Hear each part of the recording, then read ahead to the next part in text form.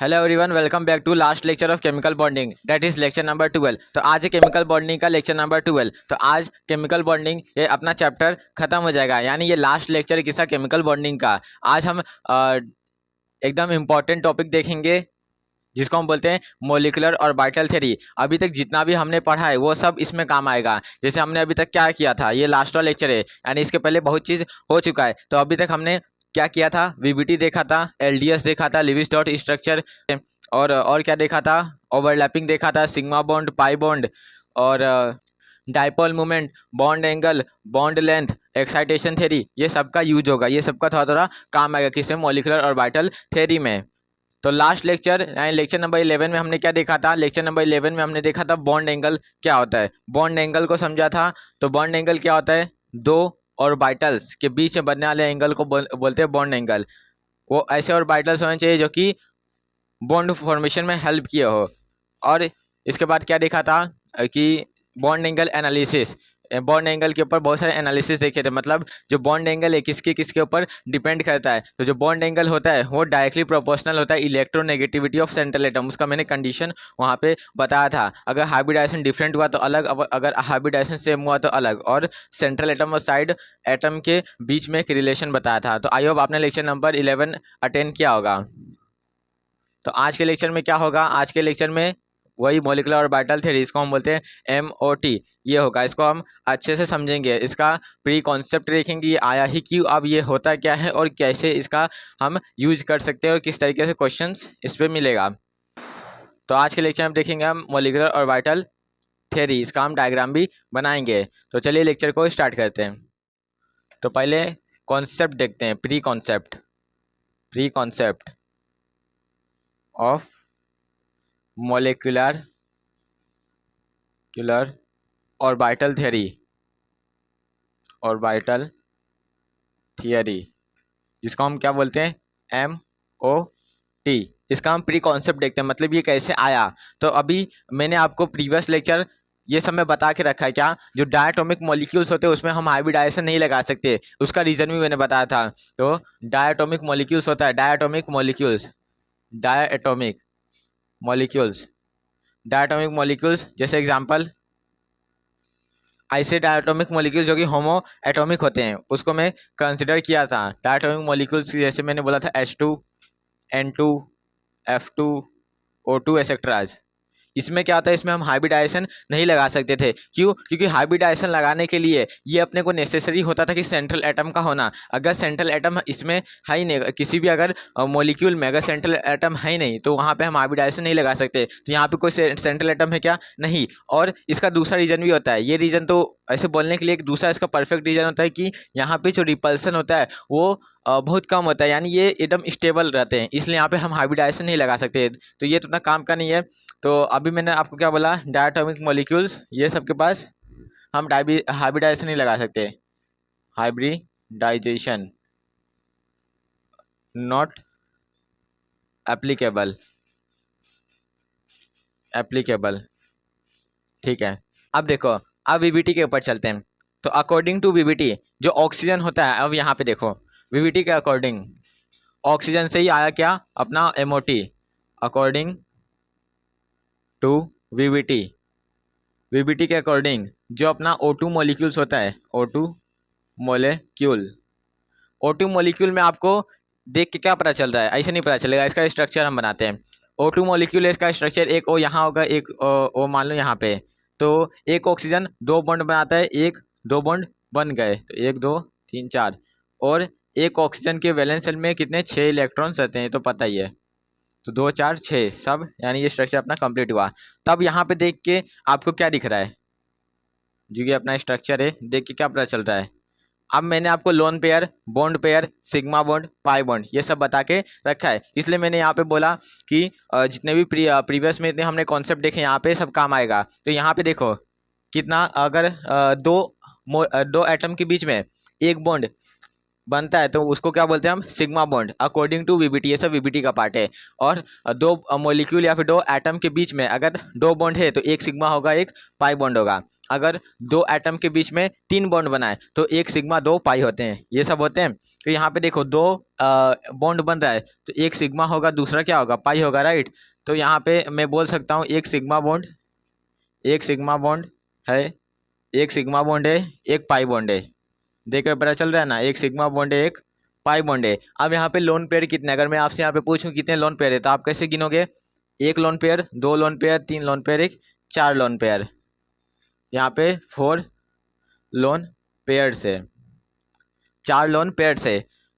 तब यहाँ पे देखो ये पेयर्ड इलेक्ट्रॉन से, ये भी पेयर्ड इलेक्ट्रॉन से, ये भी और ये भी पेयर्ड इलेक्ट्रॉन्स, मतलब पेयर में, मतलब दो के फॉर्म में। तो यहाँ भी दो, यहाँ पे कोई अनपेयर्ड इलेक्ट्रॉन्स नहीं है। तो मैंने आपको स्ट्रक्चर ऑफ एटम में लास्ट में कॉन्सेप्ट बताया था पैरामैग्नेटिक और डायमैग्नेटिक का, बहुत लोगों को पता होगा। मैंने क्या बताया था, पैरामैग्नेटिक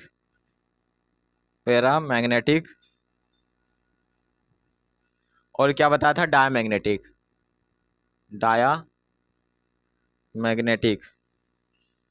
तो जो पैरामैग्नेटिक होता है वो क्या होता है, weekly attract by magnetic field. वो जो मैग्नेटिक फील्ड में क्या वीकली अट्रैक्ट हो जाता है, वो मैग्नेटिक फील्ड में अट्रैक्ट हो जाता है। तो इसका एक कंडीशन था एटम्स और बाइटल्स के हिसाब से, मतलब इलेक्ट्रॉन्स के हिसाब से। तो जो ये पैरामैग्नेटिक था उसके पास एटलीस्ट 1 अनपेयर्ड इलेक्ट्रॉन होने चाहिए। एटलीस्ट मतलब कम से कम अगर एक अनपेयर्ड इलेक्ट्रॉन हुआ तो उस मॉलिक्यूल को हम बोल देंगे पैरामैग्नेटिक। तो यहाँ पे मैं क्या बोला अभी, पैरामैग्नेटिक मतलब वीकली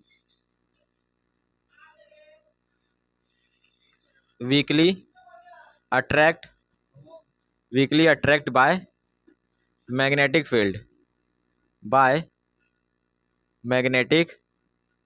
फील्ड, वो मैग्नेटिक फील्ड से क्या होता है, वीकली अट्रैक्ट होता है। इसका कंडीशन क्या है,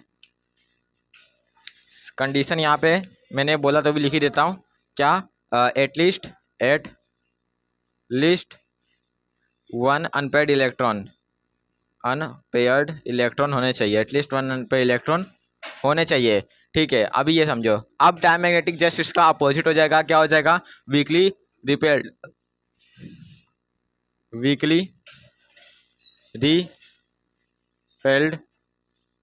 बाय मैग्नेटिक फील्ड।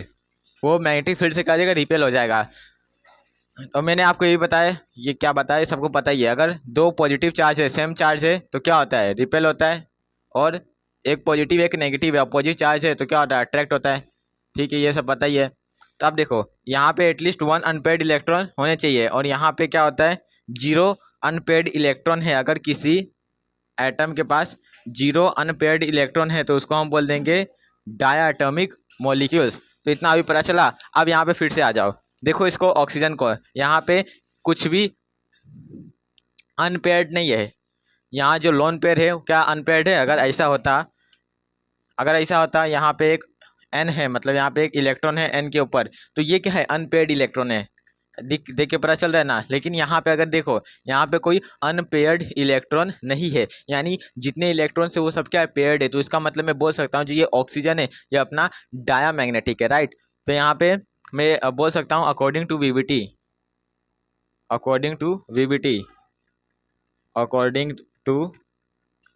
वीबीटी। अब देखो यहाँ पे हम वैलेंस सेल के इलेक्ट्रॉन्स देख रहे हैं, इसलिए अपने को ये दिख रहा है कि ये डायमैग्नेटिक है, लेकिन रियलिटी में कुछ और होता है, अभी मैं बताता हूँ। तो ये वैलेंस सेल को देख रहे हैं, मतलब वीबीटी को देख रहे हैं। वीबीटी का मतलब ही होता है वैलेंस सेल। ठीक है, तो अकॉर्डिंग टू वीबीटी के हिसाब से जो ये अपना O2 मॉलिक्यूल्स है, O2 molecule is diatomic, diamagnetic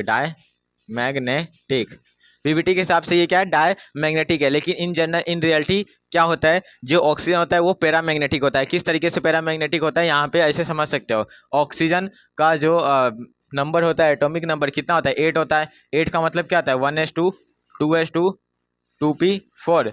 अब ये दोनों तो फुली फिल्ड है और यहाँ पे कुछ कम है, तो ये 2p4 को मैं बनाता हूँ इस तरीके से। पी में 3 ऑर्बिटल्स रहते हैं, पता ही है। तो p4 मतलब 1 2 3 ये 4। यहाँ पे देखो 2 अनपेयर्ड इलेक्ट्रॉन है, तो यहाँ पे अनपेयर्ड इलेक्ट्रॉन है। ऑक्सीजन के पास इन रियलिटी में अनपेयर्ड इलेक्ट्रॉन होते हैं, यानी इसके पास एटलीस्ट 1 अनपेयर्ड इलेक्ट्रॉन होने चाहिए पैरामैग्नेटिक के लिए। लेकिन यहाँ पे 2 अनपेयर्ड इलेक्ट्रॉन है, यानी जो ये अपना ऑक्सीजन है वो क्या है, पैरामैग्नेटिक है, लेकिन वीबीटी के हिसाब से ये डायमैग्नेटिक है, इसलिए वीबीटी फेल हो गया। वहाँ पे आ गया मॉलिक्यूलर ऑर्बिटल थ्योरी। तो वीबीटी ने जो बातें कही थी वो बहुत सारी फेल हो गई, बहुत सारी काम की है। तो यहाँ पे मैंने क्या बोला अभी, according to VBT O2 is a diamagnetic, हाँ डायमैग्नेटिक है ऑक्सीजन, बट इन जनरल या फिर इन रियलिटी में क्या होता है, जो O2 है, O2 इज पैरामैग्नेटिक। रीजन मैंने आपको वहाँ पे बताया। इन जनरल, इसको दूसरे मार्कर से लिखता हूँ, O2 इज पैरामैग्नेटिक क्योंकि इसके पास अनपेयर्ड इलेक्ट्रॉन होता है, पैरामैग्नेटिक। तो आई होप अभी तक यहाँ पे आपको कुछ क्लियर हुआ होगा। तो मैं यहाँ पे क्या बता रहा हूँ, तो देखो ऑक्सीजन क्या है, ऑक्सीजन क्या है, पैरामैग्नेटिक है, ये तो रियलिटी में होता है, लेकिन वीबीटी के हिसाब से जो ऑक्सीजन है डायमैग्नेटिक है, ये बोलना गलत है, इसलिए वीबीटी वहाँ पे फेल होगा। अगर वीबीटी फेल हुआ इसका मतलब वीबीटी ने जो बातें बोली थी उसमें बहुत सारी बातें क्या हुई, गलत साबित हो गई। तो यहाँ पे वीबीटी ने क्या बोला था, आपको शायद याद होगा कि किसी भी जब कोई बॉन्ड फॉर्मेशन होता है तो वहाँ पे सिर्फ वैलेंस सेल के इलेक्ट्रॉन से पार्टिसिपेट करते हैं। तो ये वीबीटी अभी फेल हो गया, मतलब जो वहाँ पे वीबीटी ने कहा था वो भी फेल हो गया। तो अब यहाँ पे आया एमओटी मतलब मॉलिक्यूलर ऑर्बिटल थ्योरी। तो मॉलिक्यूलर ऑर्बिटल थ्योरी ये बोलता है कि जब भी कोई बॉन्ड फॉर्मेशन होता है तो वहाँ पे सिर्फ वैलेंस सेल के इलेक्ट्रॉन्स पार्टिसिपेट नहीं करते, बल्कि पूरे जितने भी सेल है सब पार्टिसिपेट करते हैं, यानी all cells are participate in bond formation. जितने भी सेल है सब पार्टिसिपेट करेंगे। वीबीटी ने कहा था सिर्फ वैलेंस सेल के इलेक्ट्रॉन से पार्टिसिपेट करेंगे, तो एमओटी यहाँ से आया। तो आई होप आपको पता चला होगा मॉलिक्यूलर ऑर्बिटल थ्योरी कहाँ से आया और क्यों आया। अब समझते हैं क्या होता है मॉलिक्यूलर ऑर्बिटल थ्योरी और किस तरीके से हम इसको पढ़ेंगे। तो मैं इसको इरेज करता हूँ, अब वो देखते हैं आगे।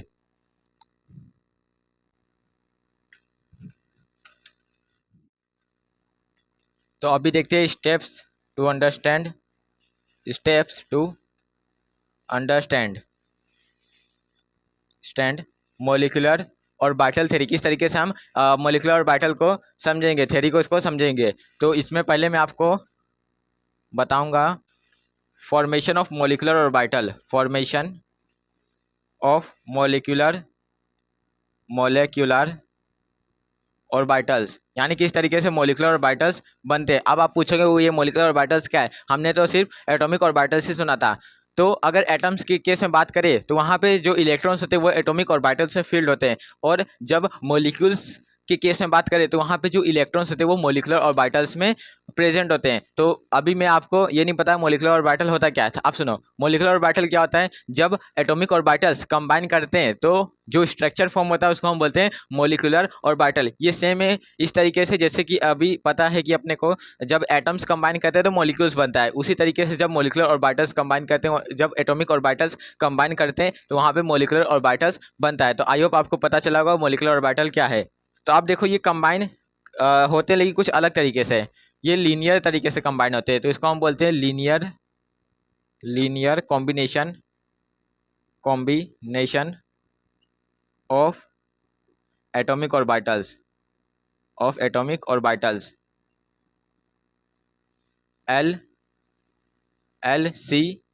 LCAO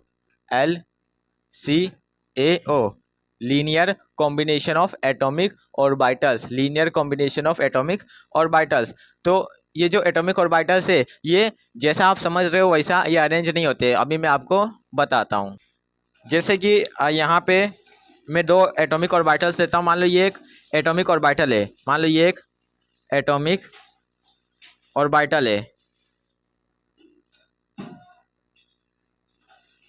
ये एटॉमिक ऑर्बिटल है मान लो, और यहाँ पे भी एक दूसरा एटॉमिक ऑर्बिटल। तो मैंने आपको क्या बोला, जब एटॉमिक ऑर्बिटल कंबाइन होते तो वो मॉलिक्यूलर ऑर्बिटल बनते, राइट। तो यहाँ पे जो कॉम्बिनेशन होगा वो किस तरीके से होगा, इस तरीके से। आपको यही लग रहा है ना, लेकिन ऐसा नहीं होता है। कैसा होता है, ऐसा नहीं होता है।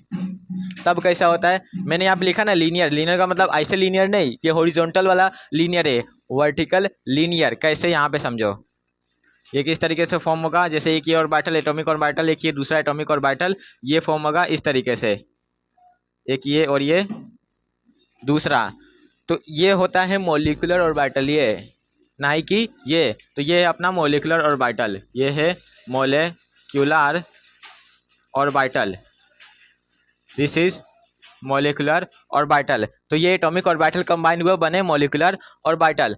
अब देखो इसी मोलिकुलर ऑर्बिटल की हेल्प से हम बनाएंगे मोलिकुलर ऑर्बिटल डायग्राम। तो इसके बाद हम समझेंगे formation of molecular orbital diagram, किस तरीके से हम MOD बनाएं, molecular formation of molecular orbital diagram और ऑर्बिटल डायाग्राम। इसमें हम डायग्राम बनाएंगे जो कि आपको एग्जाम में दिखने को मिलेगा, सब्जेक्टिव एग्जाम में। तो MOD बनाएंगे, MOD इसी मोलिकुलर ऑर्बिटल का हेल्प लेके बनाएंगे, तो वो लास्ट में आएगा।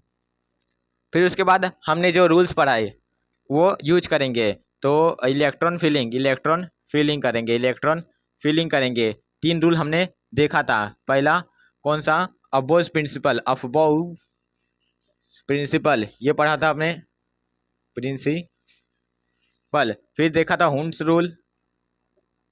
फिर तीसरा क्या देखा था, Pauli's exclusion principle, Pauli's principle देखा था। तो ये सब का हम यूज करेंगे। तो यही अपना स्टेप मोलिकुलर ऑर्बिटल थ्योरी को समझने का। पहले तो अभी तो मैंने आपको बता दिया मोलिकुलर ऑर्बिटल क्या होता है, जब एटॉमिक ऑर्बिटल कंबाइन करे और वो हॉरिजॉन्टली लीनियर तरीके से अरेंज हो तो उसको बोलते हैं मोलिकुलर ऑर्बिटल। ठीक है, अब इसके बाद हम मोलिकुलर ऑर्बिटल डायग्राम बनाएंगे। फिर इसका फिलिंग तो अपने को रूल्स के हिसाब से करने आता ही है, तो मैं इसको इरेज करता हूँ। अब हम समझते हैं मोलिकुलर ऑर्बिटल थ्योरी के बारे में। इसके ऊपर कुछ पॉइंट्स देखते हैं।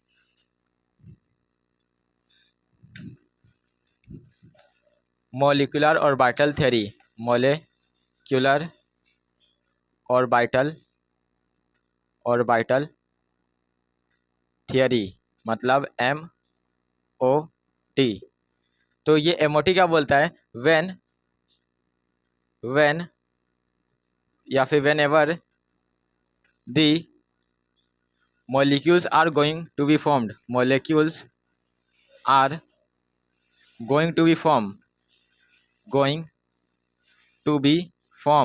जब molecules बनने जाएंगे, when the molecules are going to be formed, then जो एटॉमिक ऑर्बिटल्स है, एटॉमिक ऑर्बिटल्स जो होते हैं वो लूज कर देते हैं, लूज देयर आइडेंटिटी एंड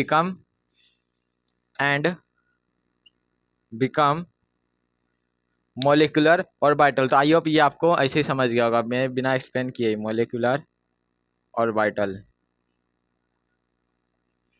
यहाँ पे मैंने आपको क्या बताया, जब मॉलिक्यूल्स बनना स्टार्ट होते हैं तब जो एटॉमिक ऑर्बिटल्स होते हैं, शुरुआत में तो एटॉमिक ऑर्बिटल देंगे, तो वो जब एटॉमिक ऑर्बिटल्स होते हैं, जब मॉलिक्यूल्स बनना स्टार्ट होता है तो एटॉमिक ऑर्बिटल्स अपना आइडेंटिटी लूज करके मॉलिकुलर ऑर्बिटल में कन्वर्ट हो जाते हैं, क्योंकि ये मॉलिकुलर ऑर्बिटल थ्योरी है। फिर इसमें MOT में क्या होता है, ईच, ये तो पता ही है, ईच एंड एवरी, ये शुरुआत में मैंने बताया, each and every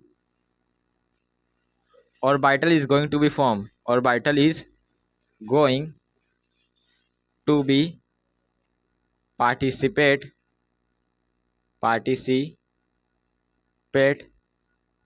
in molecular orbital formation में सब ऑर्बिटल्स पार्टिसिपेट करेंगे, अब सब सेल पार्टिसिपेट करेंगे। तो अब इसके बाद बोल सकते हैं कि जितने भी एटॉमिक ऑर्बिटल्स फॉर्म होंगे, या फिर ऐसा मैं बोलूं कि जितने number of atomic orbitals molecular orbital form करने आएंगे उतने ही नंबर ऑफ मोलिकुलर ऑर्बिटल भी बनेंगे। ऐसे होता है जितना रिएक्टेंट का मास होता है प्रोडक्ट का मास है, उसी तरीके से जितना एटॉमिक ऑर्बिटल पार्टिसिपेट करेगा उतना ही मोलिकुलर ऑर्बिटल बनेगा। तो इसको भी समझना आसानी है। Number of molecular orbital, number of molecular orbital formed is equal to the number of combining atomic orbital, number of combining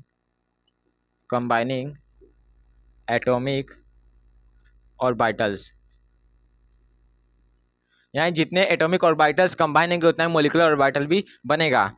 इसका एग्जांपल भी ले ही सकते हैं, जैसे मैंने प्रीवियस में एग्जांपल अभी लिया था। एक ये मान लो एक एटॉमिक ऑर्बिटल है, ये एक दूसरा एटॉमिक ऑर्बिटल, अब दोनों फॉर्म हुए तो किस तरीके से फॉर्म होगा, एक यहाँ एक यहाँ, एक ये दूसरा ये, तो दो पार्टिसिपेट किया था, दो ही बना, क्या, मॉलिक्यूलर ऑर्बिटल। तो जितने एटॉमिक ऑर्बिटल पार्टिसिपेट करेंगे उतना ही मॉलिक्यूलर ऑर्बिटल भी बनेगा। अब देखो ये सब तो स्टार्टिंग पॉइंट था। अब जो काम का पॉइंट है वो है कि जब मॉलिक्यूलर ऑर्बिटल फॉर्म होता है तो वो दो तरीके से फॉर्म हो सकती है। एक होता है बॉन्डिंग मॉलिक्यूलर ऑर्बिटल, दूसरा होता है एंटी बॉन्डिंग मॉलिक्यूलर ऑर्बिटल। तो मैं इसको इरेज करता हूँ, फिर आगे देखते हैं। तो मैंने अभी आपको क्या बोला, जो मॉलिक्यूलर ऑर्बिटल्स होते हैं, मॉलिक्यूलर ऑर्बिटल्स ऑर्बिटल्स वो दो तरीके से फॉर्म हो सकते हैं, एक और ये दूसरा। एक होता है bonding molecular orbital, bonding molecular orbital, दूसरा होगा एंटी बॉन्डिंग बॉन्डिंग मॉलिक्यूलर क्यूलर ऑर्बिटल, दूसरा एंटी बॉन्डिंग मॉलिक्यूलर ऑर्बिटल। तो बॉन्डिंग मॉलिक्यूलर ऑर्बिटल और एंटी बॉन्डिंग मॉलिक्यूलर ऑर्बिटल, अब इसका मतलब क्या है। अब देखो इसका मतलब कुछ नहीं है, जैसे कि यहाँ पे, जैसे मान लो मैं यहाँ पे एक एटॉमिक ऑर्बिटल लिया, एक यहाँ पे दूसरा एटॉमिक ऑर्बिटल लिया। अब देखो यहाँ पे क्या होगा, एक बार ऊपर एनर्जी आएगा, एक बार नीचे जाएगा। इसका मतलब एक बार यहाँ पे ऑर्बिटल्स बनेंगे, एक बार यहाँ पे। किस तरीके से मैं आपको बताता हूँ अभी। तो यहाँ पे एक ये एटॉमिक ऑर्बिटल, ये एटॉमिक ऑर्बिटल, ये क्या है, मॉलिक्यूलर ऑर्बिटल। तो यहाँ ऊपर क्या है, एनर्जी ज़्यादा है, मोर एनर्जी। यहाँ पे क्या है, एनर्जी ज़्यादा है, मोर एनर्जी। ये तो पता चल रहा है, ऊपर क्या होगा, एनर्जी ज़्यादा होगा। ऊपर अगर ज़्यादा एनर्जी है तो उसका नीचे क्या हो जाएगा, लेस एनर्जी। ये क्या है, लेस एनर्जी। अब देखो यहाँ पे जो बॉन्डिंग मॉलिक्यूलर ऑर्बिटल होता है उसका जो एनर्जी होता है वो क्या होता है, लेस होता है। It has less energy. तो मैंने आपको बताया था जिसका जितना एनर्जी कम वो होता है ज़्यादा स्टेबल होता है। It has less energy, therefore has more stability, has more stability. तो बॉन्डिंग मॉलिक्यूलर ऑर्बिटल होता है, इसका क्या होता है, एनर्जी क्या होता है, बहुत कम होता है, बहुत कम नहीं होता लेकिन कम होता है, इसके कारण वो उसका स्टेबिलिटी ज़्यादा होता है। अब जो एंटी बॉन्डिंग मॉलिक्यूलर ऑर्बिटल होता है उसका एनर्जी ज़्यादा होता है, मोर एनर्जी एंड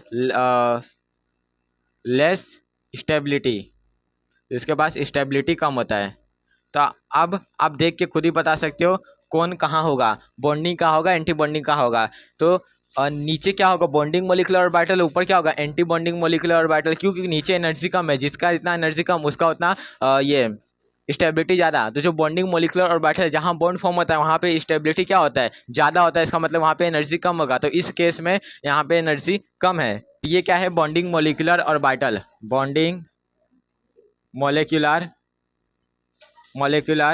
ऑर्बिटल का केस, ऑर्बिटल। और ये हो जाएगा anti bonding molecular orbital, anti bonding molecular orbital. Short में लिख दिया, इतना जगह नहीं है। तो यहाँ पे मैं आपको क्या समझाना चाह रहा हूँ कि जो मॉलिक्यूलर ऑर्बिटल है दो तरीके से होते हैं, एक होता है बॉन्डिंग मॉलिक्यूलर ऑर्बिटल, दूसरा होता है एंटी बॉन्डिंग मॉलिक्यूलर ऑर्बिटल है। बॉन्डिंग मॉलिक्यूलर ऑर्बिटल नीचे रहेगा, मतलब जिसका एनर्जी लेस रहेगा। एनर्जी लेस होने का मतलब क्या, स्टेबिलिटी ज़्यादा है। फिर अगर ऊपर जो एंटी बॉन्डिंग मॉलिक्यूलर ऑर्बिटल होता है वो ऊपर होता है। ऊपर क्यों होता है, क्योंकि उसका एनर्जी ज़्यादा होता है, जिसका एनर्जी ज़्यादा उसका स्टेबिलिटी कम। तो जो एंटी बॉन्डिंग का केस है वहाँ पे एनर्जी और वहाँ पे स्टेबिलिटी कम होगा, इसे तो एंटी बॉन्डिंग का केस है। अगर बॉन्डिंग का केस है तो इसका मतलब वहाँ पे एनर्जी क्या है, कम है, क्योंकि स्टेबिलिटी क्या है, ज़्यादा। तो बॉन्डिंग जहाँ भी होता है वहाँ पे स्टेबिलिटी ज़्यादा होता है, एनर्जी कम होता है, ये तो अपने को पता ही है। तो मॉलिक्यूलर ऑर्बिटल्स इस तरीके से अरेंज होते हैं। तो मैंने आपको एटॉमिक स्ट्रक्चर में एक वेव फंक्शन के बारे में बताया था, इसको हम बोलते हैं साई। अब साई के केस में वेव बनाते हैं, उसमें एक होता है कंस्ट्रक्टिव इंटरफेरेंस, एक होता है डिस्ट्रक्टिव इंटरफेरेंस। तो उसके हिसाब से हम देखते हैं आगे की बातें। तो इसको मैं इरेज करता हूँ, अब वही देखते हैं।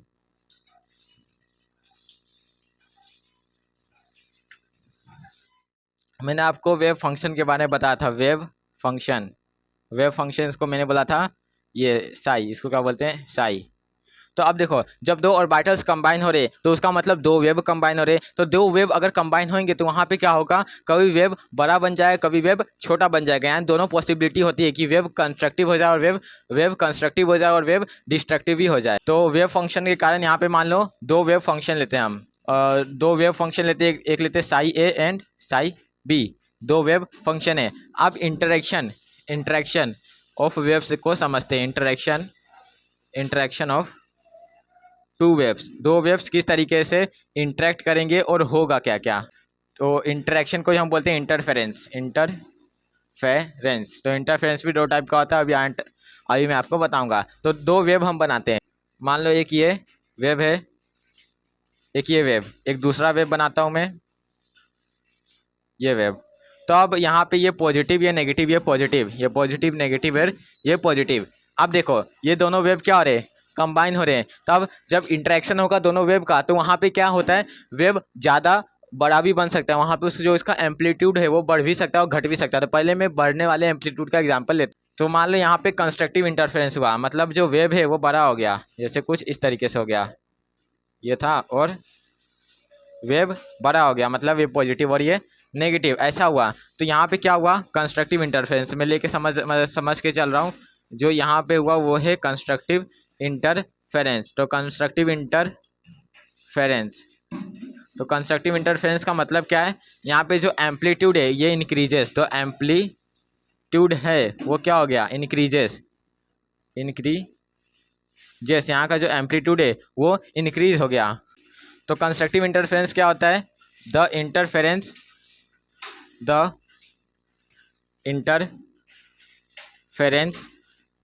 in which amplitude increases,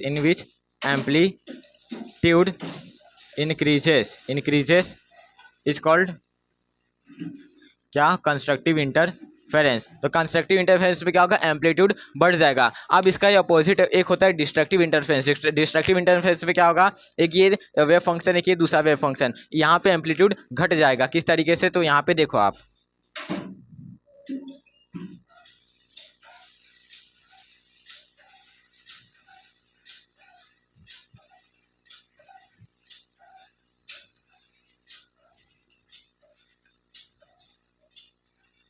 destructive interference में क्या होगा, ये दो वेव कंबाइन होंगे और वहाँ का एम्पलीट्यूड घट जाएगा, ये पॉजिटिव नेगेटिव, ये पॉजिटिव। तो यहाँ पे क्या होगा, डिस्ट्रक्टिव इंटरफेरेंस,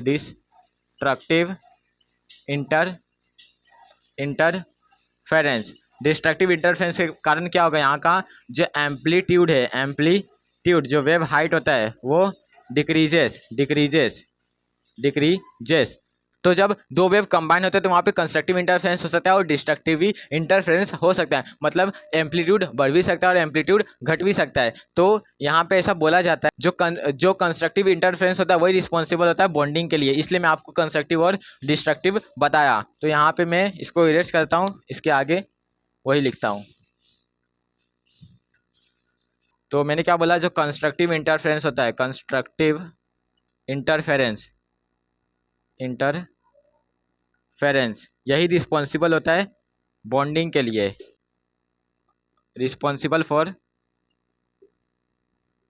यही रिस्पॉन्सिबल होता है बॉन्डिंग, मॉलिक्यूलर ऑर्बिटल की बॉन्डिंग के लिए, कंस्ट्रक्टिव इंटरफेरेंस। और इसका ही अपोजिट डिस्ट्रक्टिव इंटरफेरेंस, ये रिस्पॉन्सिबल होता है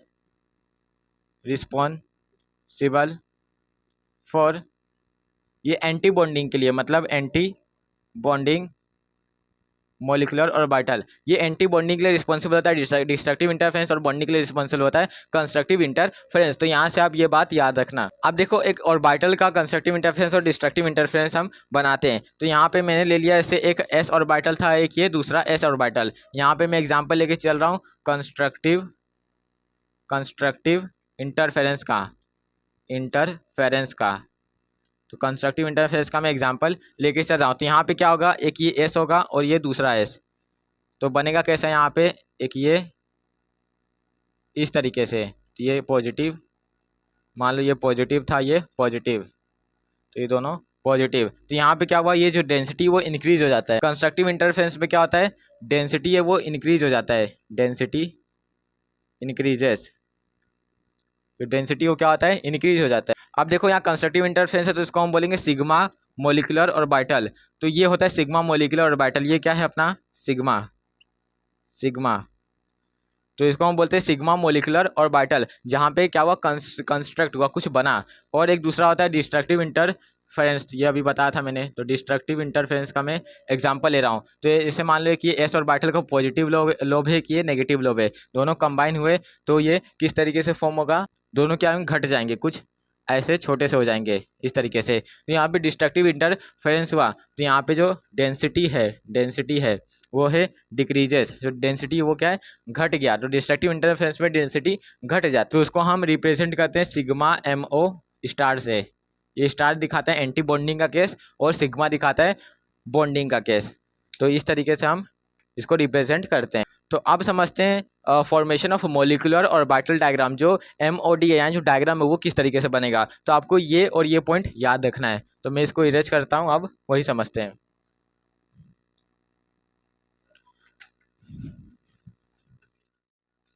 फॉर्मेशन ऑफ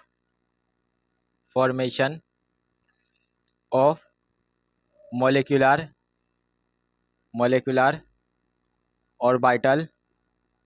ऑर्बिटल डायग्राम, यानी हम डायग्राम किस तरीके से बनाएंगे। तो अभी अपने सिलेबस में क्या है, डायटोमिक मॉलिक्यूल्स के बारे में बात हुआ है। डायटोमिक मॉलिक्यूल्स वो भी कैसे, होमो एटॉमिक वाले, जैसे H2 N2 O2 F2, ये सब के बारे में यहाँ पे अपने को बनाना है मोलिकुलर ऑर्बिटल डायग्राम। तो यहाँ पे दो कंडीशन होता है, एक होता है, मैं पहला कंडीशन बता रहा हूँ, जो लेस देन नहीं, सबसे पहले हम समझते हैं मोर देन 14 इलेक्ट्रॉन वाला। दो हिसाब से दो तरीके से मोलिकुलर ऑर्बिटल डायग्राम बनता है। तो पहला एग्जांपल लेके चलता हूँ, मोर देन 14 इलेक्ट्रॉन, मतलब F2 का एग्जांपल और O2 का एग्जांपल। तो इस कंडीशन में हम क्या करेंगे, तो यहाँ पे हम पहले दो लाइन खींचेंगे, किस तरीके से, इस तरीके से, एक ये और एक ये दूसरा। अब इसमें 1s 2s और 2p के हिसाब से अरेंज करेंगे ऑर्बिटल हम यहाँ पे बनाएंगे। तो इसको मैंने बोला 1s और इसको बोल दिया 2s और ये हो गया अपना 2p। वैसे ही यहाँ पे भी वैसे ही करेंगे, सेम 1s और ये 2s और ये 2p, सेम इसी तरीके से। अब देखो p में क्या होता है, एक होता है px, एक होता है py और एक pz। यहाँ पे भी होगा एक px py और pz। अब यहाँ पे एक बार इलेक्ट्रॉन नीचे जाएंगे, एक बार ऑर्बिटल ऊपर आएगा, मतलब एक बार ऑर्बिटल नीचे, एक बार ऑर्बिटल ऊपर। तो यहाँ पे बना सकते हैं, मान लो एक बार ऑर्बिटल नीचे गया, फिर एक बार ऑर्बिटल ऊपर। सेम यहाँ पे ही यही होगा, एक बार ऑर्बिटल नीचे, एक बार ऑर्बिटल यहाँ पे ऊपर, एक बार एनर्जी डाउन, एक बार एनर्जी अप। यहाँ पे भी कुछ ऐसा होगा। यहाँ पे देखो ये कौन सा केस है, मोर देन 14 इलेक्ट्रॉन वाला। तो यहाँ पे थोड़ा सा यहाँ पे ऊपर चेंजेस होगा। यहाँ पे चेंजेस कैसा होगा, यहाँ पे नीचे रहेगा एक ऑर्बिटल और ऊपर रहेगा यहाँ पे दो ऑर्बिटल, एक दो, और यहाँ पे तो ऐसा ही रहेगा दो, फिर यहाँ पे एक। ये तो था ऐसे रफ डायग्राम में, आप समझ सकते हो। तो इस तरीके से हम बनाएंगे। अब देखो यहाँ पे नीचे क्या होता है, बॉन्डिंग का होता है। तो बॉन्डिंग के लिए मैंने आपको बताया सिग्मा 1s, फिर एंटी बॉन्डिंग के लिए सिग्मा स्टार 1s है ना, ये क्या है 1s। अब ये क्या है 2s मतलब यहाँ पे क्या होगा सिग्मा 2s, ऊपर क्या हो जाए सिग्मा स्टार 2s, और यहाँ पे देखो क्या होगा, यहाँ पे नीचे क्या होगा सिग्मा होगा, ऊपर पाई। ऐसा क्यों, क्योंकि इंटरन्यूक्लियर एक्सिस के कारण। तो यहाँ पे नीचे सिग्मा क्या हो जाएगा 2px पाई स्टार 2py और 2pz, इस तरीके से होगा। और इसके बाद जो क्या बचा N2O2, ये सब के लिए जो MOD होता है, मतलब मोलिकुलर ऑर्बिटल डायग्राम, वो अलग होता है। तो ये पहले मैं इसको इरेज करता हूँ। अब F2 या फिर O2 का किसी का हम डायग्राम बनाते हैं अच्छे से। तो मैं तो रफ था इसलिए ऐसा बना, तो मैं इसको इरेज कर रहा हूँ अभी। तो यहाँ पे मैं एग्जांपल लेता हूँ अब लेस देन वाला, लेस देन 14 इलेक्ट्रॉन, इसका हम डायग्राम बनाएंगे, इसका B2 का, बोरॉन का।